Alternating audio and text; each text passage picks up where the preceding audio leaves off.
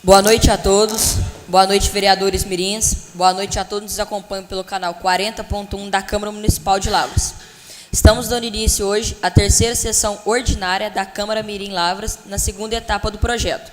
Convido a todos que se coloquem de pé para a nossa oração inicial.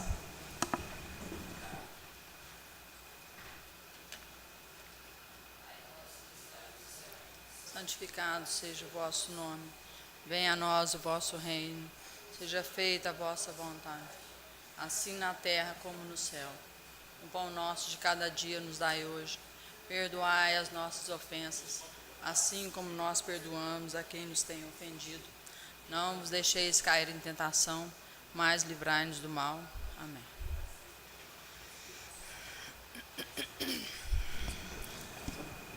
Passo a palavra agora para o secretário Maxwell para ler uma carta que chegou para a Câmara Mirim. Boa noite a todos. Boa noite a todos. A Câmara Mirim de Lavras, Minas Gerais, o projeto Habilidades de Estudo Instituto PHE, que está inserido na rua Otacílio Negrão de Lima, 344, Centro, Lavras, Minas Gerais, tem por objetivo atender estudantes do primeiro ciclo do ensino fundamental, primeiro ao quinto ano, com idade entre 6 a 11 anos. As atividades desenvolvidas acontecem de segunda a sexta no contraturno escolar no período matutino de 7 a 15, às 11h15 e no período vespertino de 1 a 5. O PHE objetiva criar condições para que a criança desenvolva hábitos de estudo, atitudes de cidadania e habilidades para aprimorar a capacidade de ler e interpretar os fatos do mundo, além da oportunidade de conviver e interagir, fortalecendo os laços sociais. O programa de comprometimento e gratuidade doravante, denominado PCG, destina-se preferencialmente aos comerciários e seus dependentes e aos estudantes devidamente matriculados na Escola de Educação Básica, cuja renda familiar mensal não ultrapasse o valor de 3 salários mínimos nacionais. Conforme o edital número 1/2018, anexos da Resolução SESC 1166/2008, no item 5.2. A proposta pedagógica do PHE visa oferecer às crianças uma série de atividades que incentivem a curiosidade científica, a construção e reconstrução do saber. Estaremos vivenciando durante este ano 2018 o processo de eleições em todo o Brasil. Realizaremos no PHE atividades e ações para o exercício da cidadania. Com este projeto, pretendemos despertar em nossas crianças a necessidade de participar como cidadãos conscientes e críticos em todo o processo eleitoral e pós-eleições, exatamente por acreditar que, em virtude da interação social com seus pares, as crianças tornam-se capazes de se descontrair e assumir pontos de vista dos demais, e necessário desde cedo as crianças entenderem sobre os procedimentos e cuidado em que a decisão tomada implicará diretamente em um novo dirigente para a cidade, os estados e o país onde vivem. Portanto, o objetivo do projeto é despertar nas crianças o interesse e o compromisso em se tornarem cidadãos ativos, participativos, solidários, éticos e críticos, no seu papel dentro do âmbito educacional e também fora dele por meio de atividades diversificadas, com o intuito em oferecer uma sólida formação cidadã, a fim de que as crianças sejam capazes de cumprir com sua função social e cultural, bem como possibilitar uma ampliação de visão de mundo, revisando interações do Serviço Social do Comércio SESC, com a Câmara Mirim de Lavras, a equipe pedagógica do PHE solicita uma visita de pelo menos 2 vereadores mirins para que as crianças do PHE tenham acesso e conhecimento sobre o funcionamento desse órgão. A sugestão para a atividade em questão é para o dia 1º/11/2018, sendo das 9 às 11, para as turmas do período matutino e das 3 às 5, para as turmas do período vespertino. Certos de sua compreensão, agradeço desde já. Passo a palavra agora para o nosso coordenador, Rodrigo Iório. Boa noite a todos, boa noite a todos que nos acompanham pelo canal 40.1 da TV Câmara. E eu gostaria de explicar isso aqui, que o Maxwell acabou de ler. Isso aqui é um convite do SESC, de um projeto que eles têm lá com crianças com idade de 6 a 11 anos. E como nós aqui, eles também estão desenvolvendo um trabalho ali, não é como o projeto Camirim, porém um projeto também parecido com o tema nosso, que é exercer educação e cidadania. Então, o que eles querem? Eles querem que nós levamos os alunos da Camirim lá, pessoas que possam falar também, falar um pouquinho como que foi para vocês entrarem no projeto, como que foi a forma de entrar, como que foi a forma de votação, o que vocês fazem no projeto, o que vocês aprenderam durante todo esse tempo, o que foi bom, importante para vocês durante esse tempo, o que vocês viram no projeto de interessante, enfim. Então, eles mandaram esse convite, né? E aí eles gostariam que fossem pessoas em 2 turnos, né? Amanhã não seria possível na parte da manhã, mas na parte da tarde sim. Porém, o projeto ele deu início, me parece que é hoje, dia 31, e ele vai...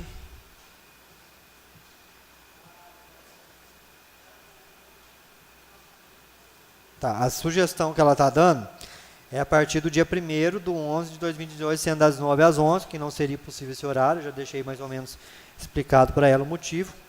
E depois o turno da tarde, que seria das 3 às 5. Então é isso que ela quer que vocês vão lá e expliquem um pouquinho o que é o projeto. Então, gente, essa que é a ideia, a gente tem que sair do cômodo nosso aqui e levar para a sociedade aquilo que nós temos aprendido aqui, né?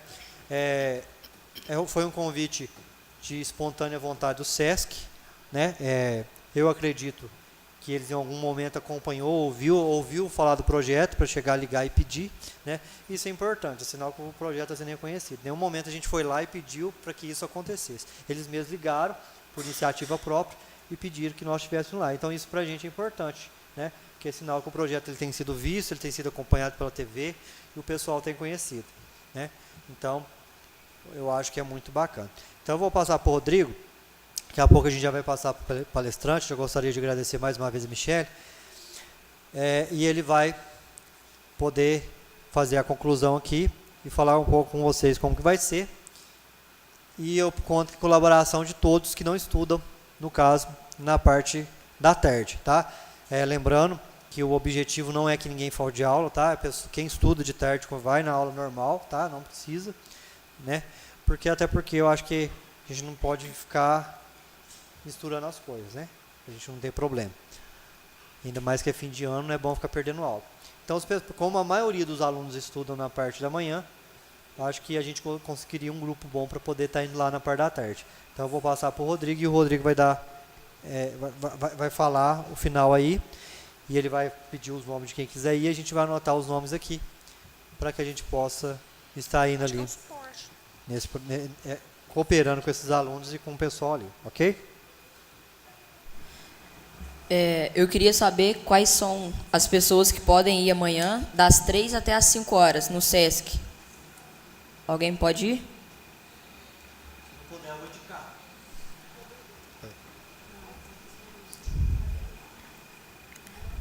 Pessoal, eu acho que a gente poderia, quem quisesse ir, nós poderíamos marcar um ponto, né, para todo mundo se encontrar.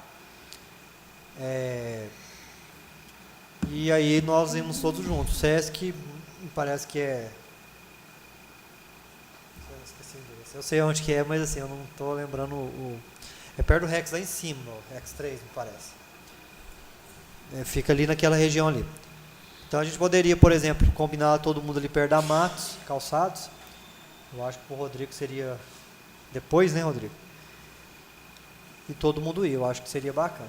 Então eu gostaria, por favor, gente, que nós fôssemos e pudéssemos ali representar o projeto ali no Sesc. Gente, não é necessariamente você precisar falar, ok?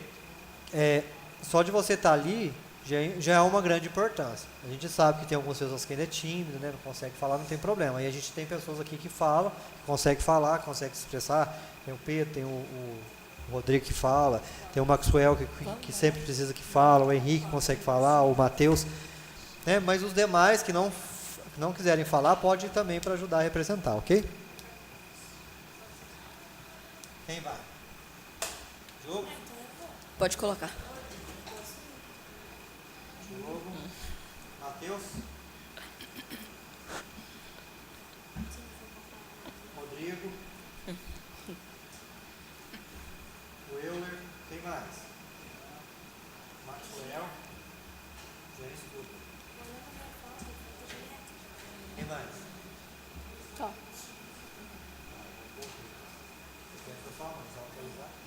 Vai, Guilherme. Oi? Ele estuda de tarde. João vai, né? Júlia Lara. Vai? Luiz.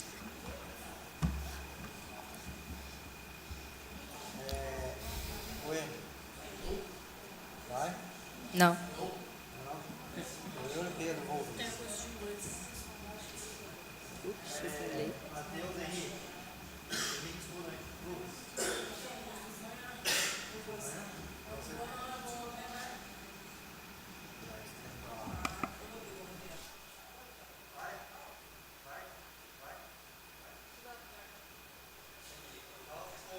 Só para deixar claro aqui, ó, Diogo, Matheus, Pedroso, Rodrigo, o Euler, Maxwell, Jean e Júlia Lara, tá? Amanhã, todo mundo, às 2h15, na Porta da Matos. E vocês dois, eu acho que pode encontrar no Sesc mesmo, tá?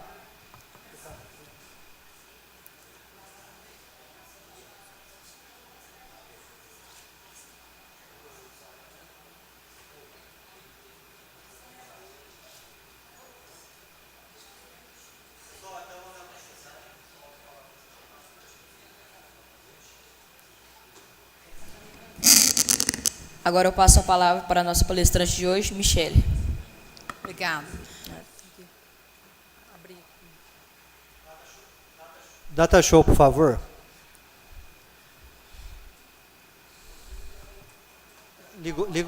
Ligou aqui, obrigado.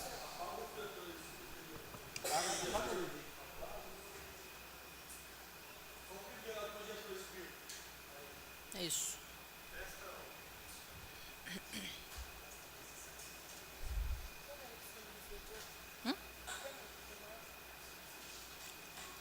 Essa aqui.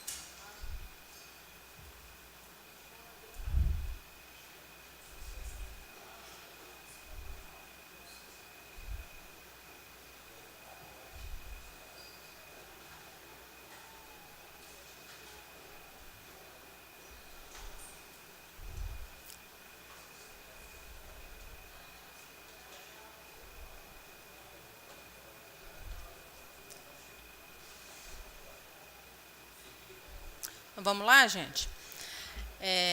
Eu tive aqui a semana passada, né? Recebi o convite de vir aqui essa semana novamente e semana que vem eu venho mais uma vez. Tá? Hoje nós vamos falar sobre cultura e esporte. Tá? Os temas eles são bem pequenos, então a palestra nossa não vai ser grande dessa vez, não.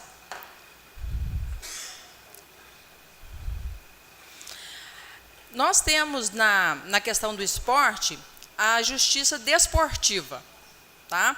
Que ela tem o Superior Tribunal, né, de Justiça Desportiva, tem o Tribunal de Justiça Desportiva e tem as comissões disciplinares. Então, tem na faixa estadual e na nacional.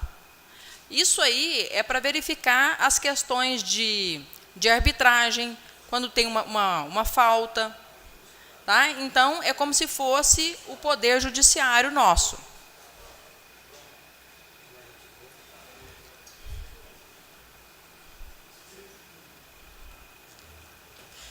Então, olha lá para vocês verem lá. A justiça desportiva, ela tem uma definição, que é disciplina as questões da prática desportiva no Brasil. Tá? Então, tudo que é com relação ao esporte tem essa hierarquia ali de julgamento de infrações ou penalidades.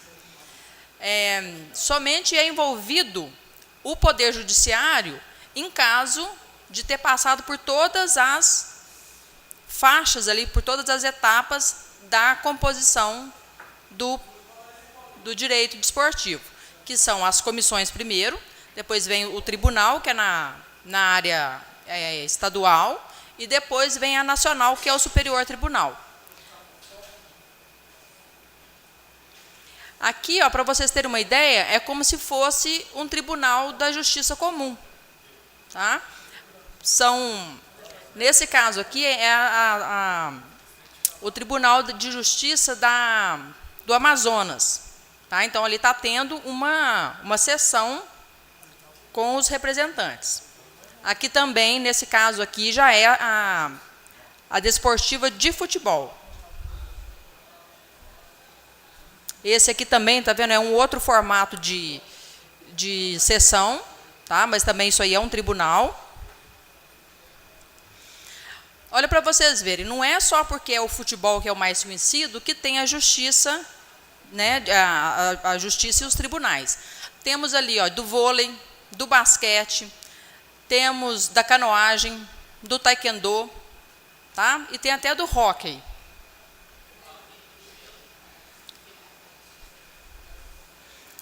Seguinte, foi mencionado na apostilinha de vocês ali que o atleta ele tem direito a uma bolsa, tá? Então esse aí é o site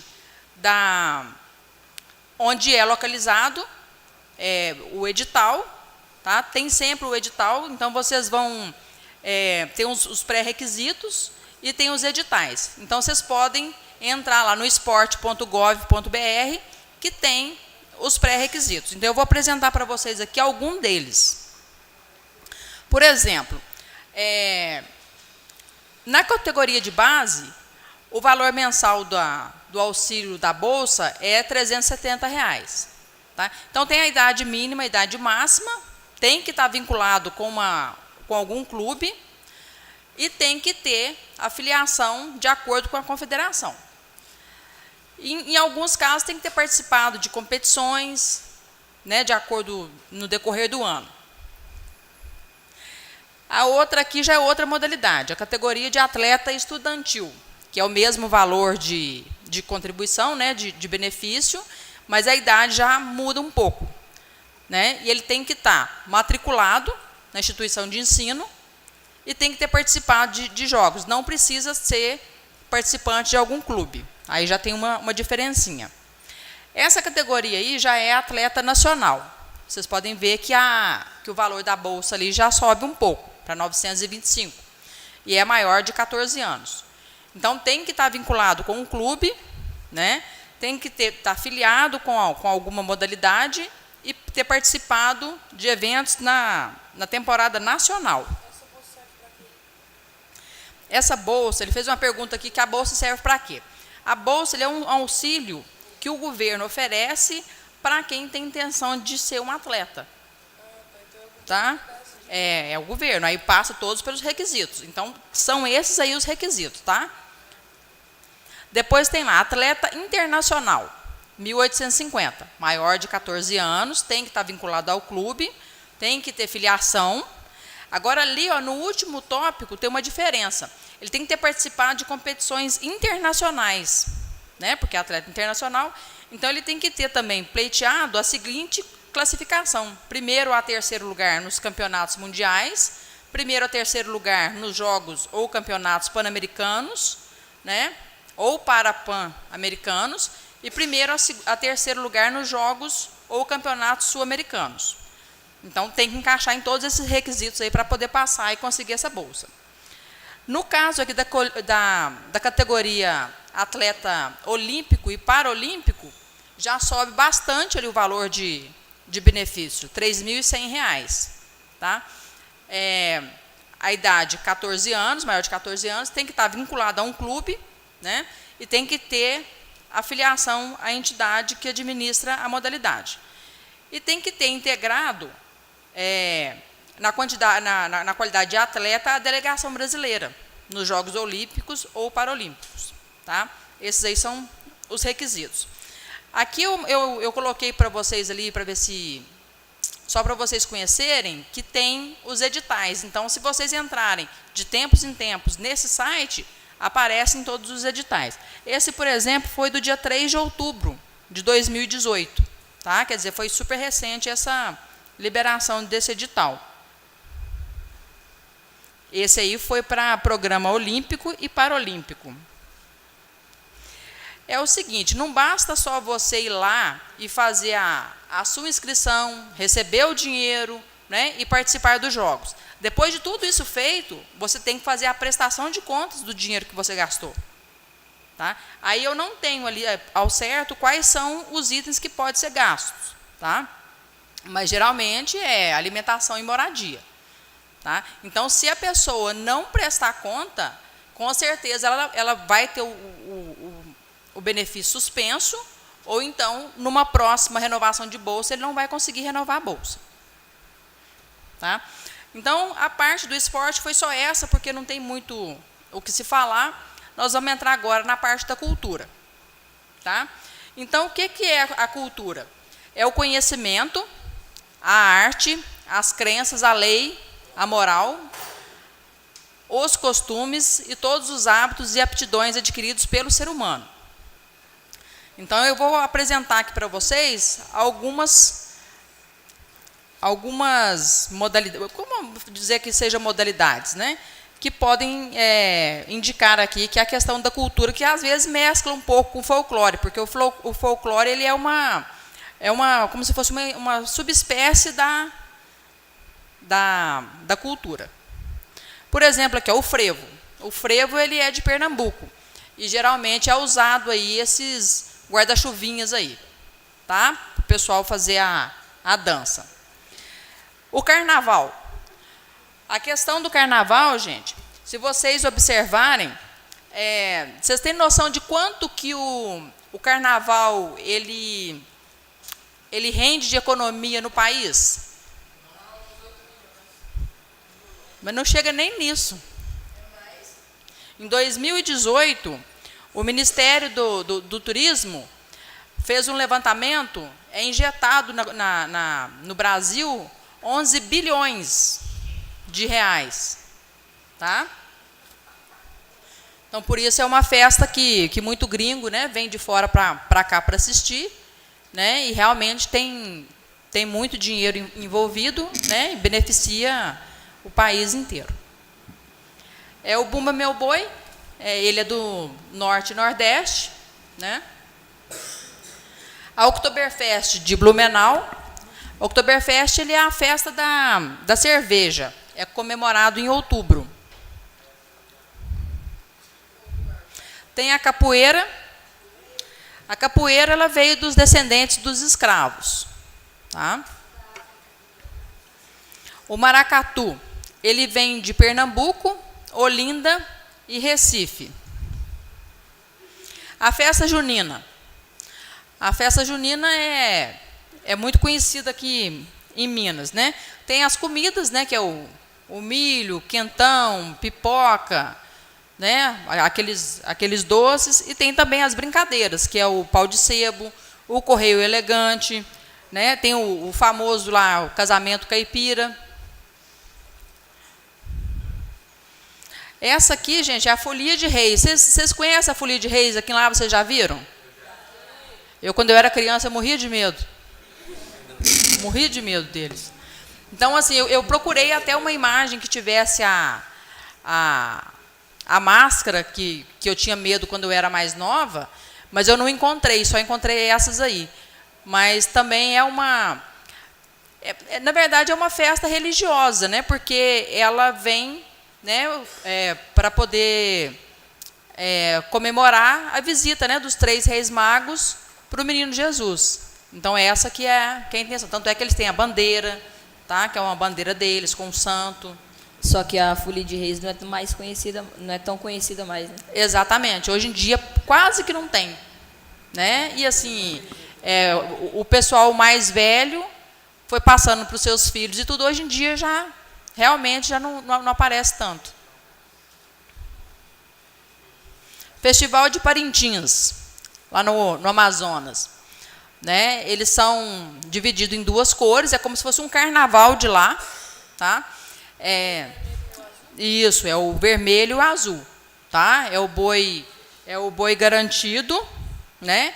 E o caprichoso. Que é a disputa entre esses 2 bois folclóricos de lá. É uma festa de carnaval, entendeu? Então, tem as modalidades, fantasia, evolução, é como se fosse um carnaval. Tá? O Dia das Bruxas, que é hoje, né, o Halloween, né, isso aí é uma festividade muito conhecida que tem nos Estados Unidos, né? Só que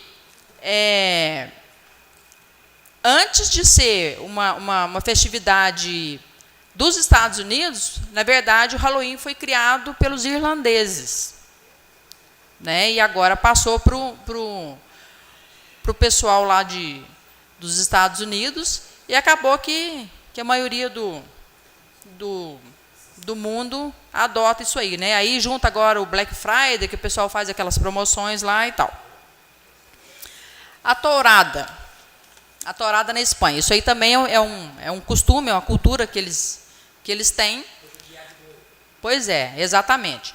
Mas mudou muito, porque em 2017 eles mudaram. Por exemplo, aquele varão que tem ali, que é o nome de varão, de vara, né? Ela tem, acho que mais ou menos uns 60 centímetros. Hoje em dia ela não é usada mais. Tá? Não usa mais essa bandeira.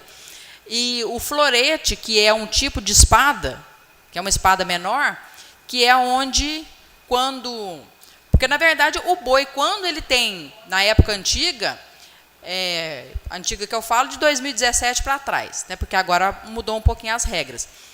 O toureiro, ele atiçava o boi, né, e colocava essas lanças nele. Então, realmente, o boi ele morria ali. Tá? As lanças era para matar o boi. Tá? Isso é fato. E por exemplo, esse boi que morria, ele ia para onde depois? O que fazia com ele? Ele ia realmente para o matadouro, porque não era um boi doente nem nada. Ele pegava, levava para o matadouro, né, e lá a população consumia a carne. Hoje em dia não tem isso mais. Tá? Não faz o uso de florete mais, que é a espada. Essa bandeira não se usa mais. E, na época mais antiga, eram usados 6 touros em cada evento de tourada. Hoje em dia só usam 3. Pelo que eu pesquisei, mesmo eles misturando o boi mais, tem muitos boi que morrem ali dentro ali mesmo de estresse. Morre também de estresse. Isso tudo aí. E agora, nessa nova preocupação agora com os animais, eles, depois que acontece ali a tourada, eles passam por um exame veterinário. Tá? Então, melhorou muito isso aí com a ação do pessoal, né, que cuida dos animais. Né, Agora tem aqui, ó, as mulheres girafas, vocês já viram elas? Então, lá da Polinésia. Elas começam a colocar esses aros aí com quantos anos, vocês sabem? 5, 8 anos.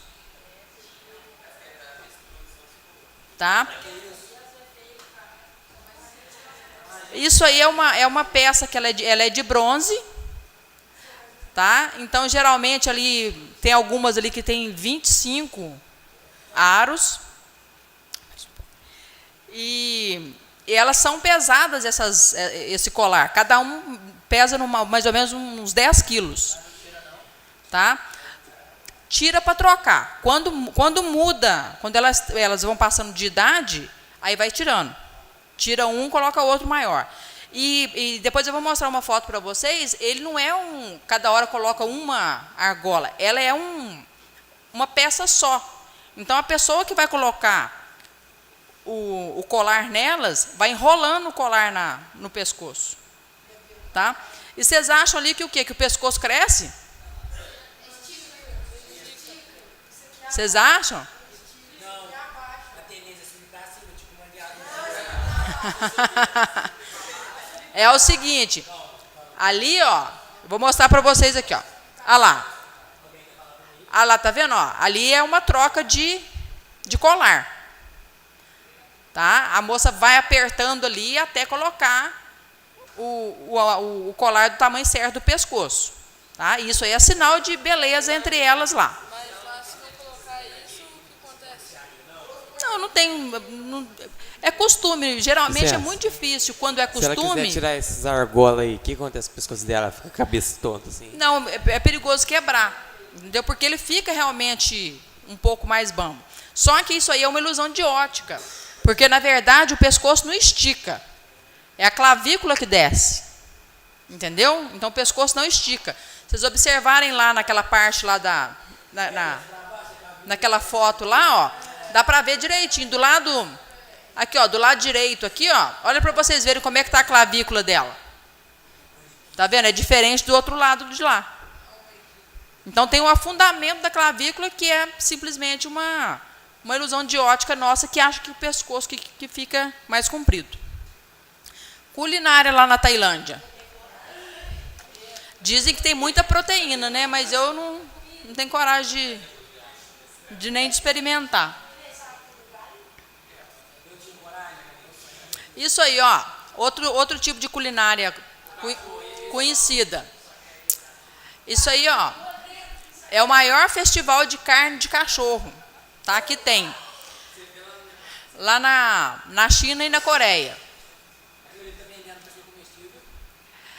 Ali tá pegando os cachorros ali para poder levar, para poder fazer a matança toda e depois limpar e eles consumirem.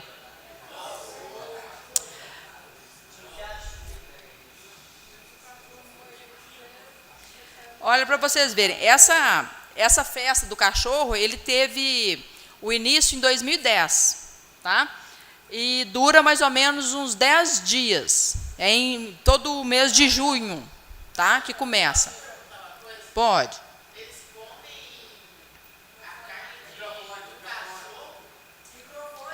Come a carne do cachorro. Mas se bobear também tem gente que come, né? Ué. Aí o que acontece? Agora, nesse período de 2010 até agora, recentemente, quantos cachorros que vocês acham que morreu com isso? 3 bilhões. 4 milhões. 3 bilhões. 10 milhões de cachorros. Né? Pode falar. Testando. Quem fez isso? O que? Testando no fio ou não? Aí pode falar. Deixa eu perguntar uma coisa aí. Não só uma coisa sobre o negócio oriental. Existe um restaurante que lá é permitido o consumo de carne humana. Tem. Isso também eu já ouvi. Tem lugares que comem feto, entendeu? Tem restaurantes assim que comem feto. Tem restaurantes que acham que a barbatana lá do tubarão, ele melhora a potência sexual. Então, com isso, muitos tubarões já entraram em extinção por causa disso. Pode falar aqui. Esses cachorros que são abatidos, eles são um tipo de cativeiro? Não. Na verdade, o que acontece? Quando acontece mesmo o festival, eles estavam furtando das casas até cachorro que tinha dono. Eles estavam invadindo as casas, porque eles pegavam cachorro para poder vender.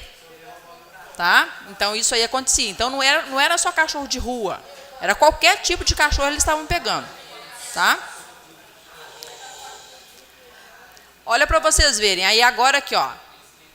No dia 21/6 de 2018, a Coreia do Sul O tribunal decidiu que matar cães para consumo é ilegal. Tá? Então, decidiu. Mas só o que acontece? A gente sabe que isso ainda acontece em alguns locais. Pode não ter o tal festival, mas a gente sabe que isso aí ainda acontece. Oi. Os cachorros é passado algum teste, tipo, para ver se tem alguma doença antes de ser batido ou já chega sendo abatido de primeira? Eu, sinceramente, eu creio que não. Já Eu não trouxe foto para vocês, porque realmente é muito chocante. Mas são muitos. Mas são se for muitos. cachorro que tem doença, tipo, você vê vários cachorros na rua e lá é a mesma coisa, né? Pois é, porque olha para você ver, eu não sei se eles têm essa preocupação. Né? Eu não sei. Agora, por outro lado, com certeza, o festival, mesmo sendo ilegal para eles lá, deve ter um tipo de higienização, deve ter algumas regras, tá? No México, gente, tem uma santa que chama Santa Morte, tá? Ela tem estatuazinha, como se fosse qualquer santo aqui do Brasil, tá? E ela é uma caveira, tá? E ela é manifestada no Dia dos Mortos. Então, por exemplo, agora, dia 2, provavelmente lá vai ter essa comemoração. Por isso que eles fazem essas pinturas no rosto, para colocar como se fosse uma caveira. Oi. Ainda existe a comemoração dos mortos, que as pessoas ficam lembrando? Não, existe. Sim, mas você está falando do Dia dos Finados aqui no Brasil. Existe, tanto é que depois de amanhã é Dia dos Finados e é feriado. Tá? Mas para eles lá, para nós aqui, o Dia dos Finados é um dia triste. Para eles lá, é motivo de felicidade. Então, é um festival diferente do nosso aqui. Por exemplo, aqui, ó, tá vendo esses brindes aí, ó, que é capim de celular, caneca e chaveiro? Muita gente já viu essas caveirinhas aí, não é? Essas caveirinhas aí é da Santa Morte lá do México. Então, é bonitinha, mas aí só para vocês entenderem que é uma coisa que tem aqui no Brasil, que muita gente gosta, que está em alta, quer dizer que é uma referência de uma cultura lá do México. Tá? O casamento na Índia. Ó, o casamento na Índia, ele pode durar vários dias ou várias semanas. Tá? É um casamento muito rico, né? E uma curiosidade é que o noivo, ele chega sempre montado num cavalo branco, né? Dentre outras curiosidades, porque essa aqui foi só com algumas que eu coloquei. Ele entra montado no cavalo branco, com um turbante, né, na cabeça, e é o noivo que vai encontrar a noiva. Então, é a noiva que fica praticamente no altar. Né? E os pais da noiva lavam os pés dele, em sinal de respeito, na hora da cerimônia. Os pés do noivo. Essa pinta que eles têm na testa aí, e aqui no meio aqui do cabelo dela aqui, ó, tá vendo que tem um negócio vermelho? Isso aí geralmente é para quê? Hã? Hã? Para simbolizar que elas estão casadas? Exatamente. Exatamente. Então, todos que têm essa manchinha na testa, já é um sinal que ela é casada. É como se fosse uma aliança nossa aqui. Né? Agora, nós vamos falar um pouco aqui da parte histórica. Tá? O que é o tombamento? Quando vocês falam assim, é um bem tombado. Diga. É quando algo fez parte da história. Tipo isso. A minha escola é tombada. Isso. Pode falar. Próximo aí. O tombamento é quando algum objeto ou algum costume é defendido como um patrimônio histórico por algum órgão maior. Isso também. Mais alguém? Tá, então eu vou ler para vocês lá. O tombamento ele é um ato administrativo realizado pelo poder público, né, nos níveis federal, estadual e municipal, com o objetivo de preservar bens de valor histórico, cultural, arquitetônico, ambiental e que tenha valor afetivo para a população, né, e impedindo a destruição ou descaracterização de tais bens. Um bem tombado, ele pode ser vendido ou alugado? Pode. Ele pode ser vendido ou alugado, mas ele não pode ser reformado. Tá? Se for o caso de venda, tem que perguntar para a instituição tombada primeiro, né, para ver se tem interesse em comprar o bem. Aí, no caso, tem que fazer o restauramento, né? Isso.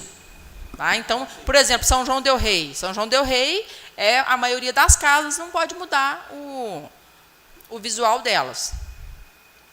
Por exemplo, os patrimônios tombados daqui de Lavras, né? Então, lá, a banda Euterpe Operária.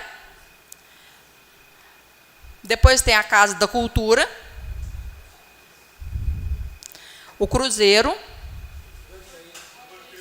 O lugar, eu não consigo identificar onde que é esse cruzeiro, viu? Parece que é lá perto da Coab. Lá em cima. Não?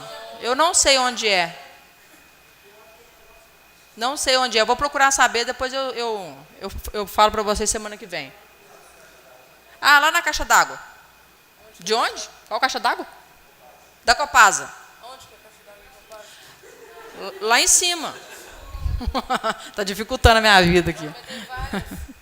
Ó, a estátua Ceres, né, que é a deusa da agricultura, né, e a estátua O Agricultor. A igreja Nossa Senhora do Rosário. Oi? Isso. A estação Costa Pinto. Tá? Esse aqui é os galpões da antiga rede ferroviária. Isso, aqui embaixo, na Zona Norte. A Praça Dr. José Esteves. E os postes do bonde. Em frente à padaria Rocha ali, ó.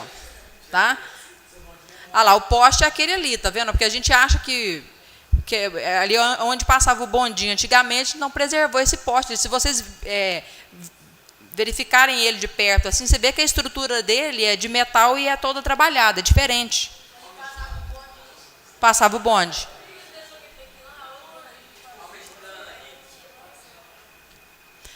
A Escola Álvaro Botelho.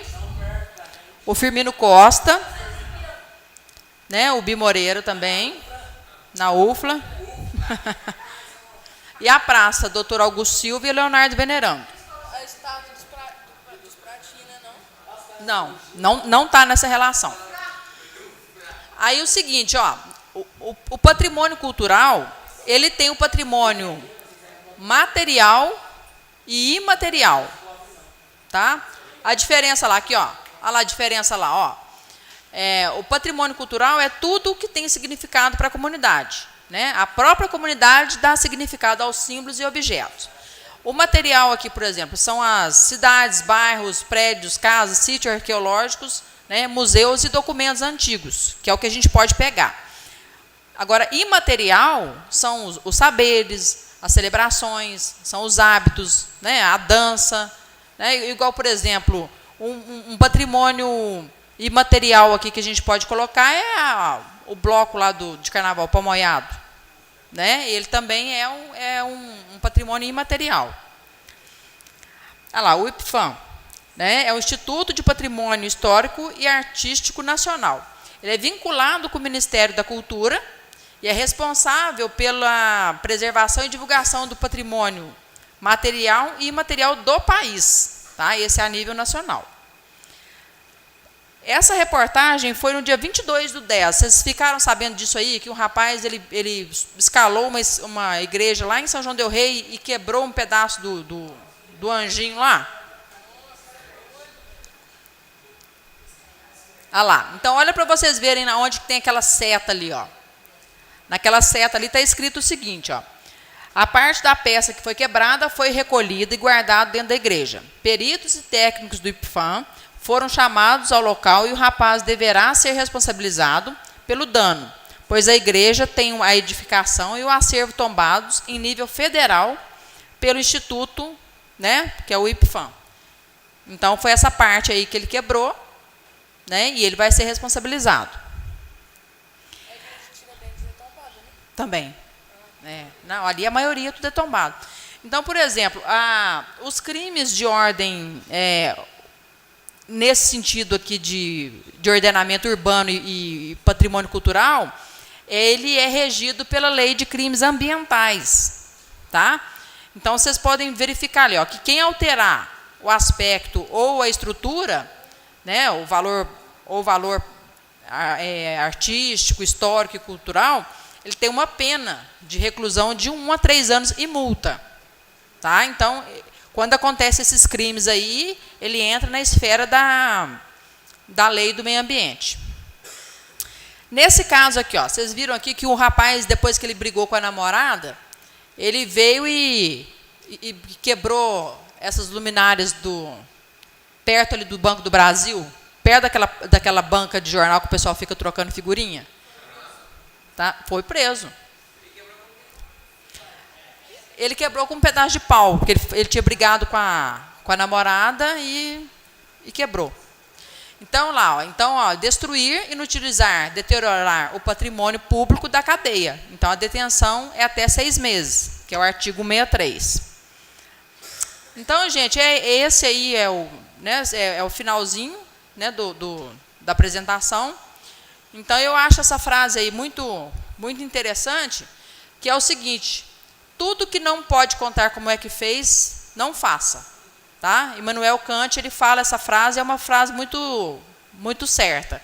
Porque se você não puder falar para alguém onde você conseguiu uma blusa, ou um sapato, ou um boné, alguma coisa, é porque você conseguiu ele de um modo não correto.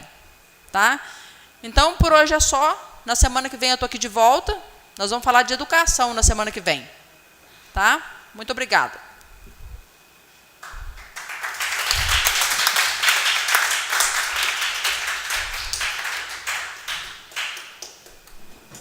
Queria agradecer a presença de todos. Obrigado, Michele, Obrigada. pela palestra. E com as bênçãos de Deus, declaro essa sessão encerrada. Uma boa noite a todos.